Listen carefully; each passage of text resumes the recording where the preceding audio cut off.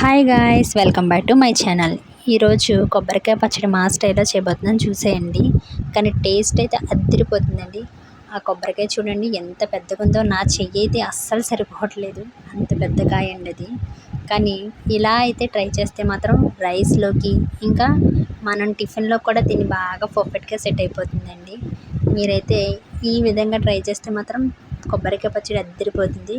సరే, ఇక నేను ప్రాసెస్లోకి అయితే వెళ్ళిపోతున్నాను.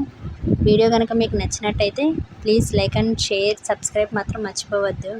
ముందుగా కొంచెం జీలకర్ర తీసుకోండి, తర్వాత శనగపప్పు కొంచెం తీసుకోండి, ఇంకా 4-5 ఎండుమిర్చి, ఇంకా 5-6 వెల్లుల్లిపాయలు తీసుకోండి.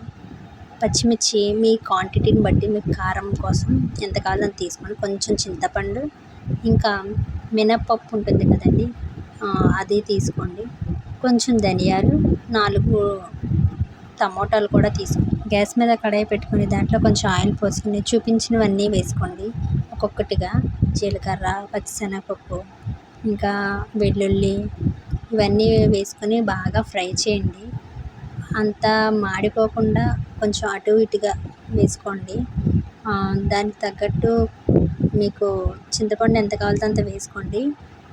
సరిపోకపోతే మీరు గ్రైండ్ చేసినప్పుడు కూడా వేసుకోవచ్చండి. తర్వాత అదే ప్యాన్లో కొంచెం ఆయిల్ పోసుకొని ఈ టమోటాస్ని వీడియోలో చూపించిన విధంగా ఫ్రై చేసుకోండి. కొంచెం మగ్గితే సరిపోతుంది.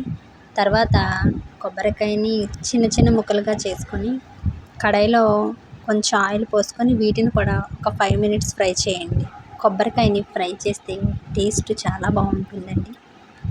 వాటిని ఫ్రై చేసిన తర్వాత మిక్సీ జార్లో తీసుకొని ఉప్పు వేసుకొని ఒక 1 మినిట్ కచ్చాబిచ్చాగా వాటిని మిక్సీ పట్టండి. ఎందుకంటే మనం లాస్ట్లో టమాటాస్ వేసుకుంటే టేస్ట్ అయితే ఇంకా బాగుంటుంది.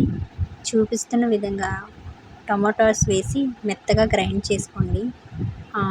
ఎందుకంటే బాగా గ్రైండ్ అయితే పచ్చడికి చాలా టేస్ట్గా ఉంటుందండి. లాస్ట్లో పోపు వేసుకొని మీరు రైస్లో కానీ టిఫిన్లో కానీ సర్వ్ చేసుకుంటే అద్దరిపోతుందండి.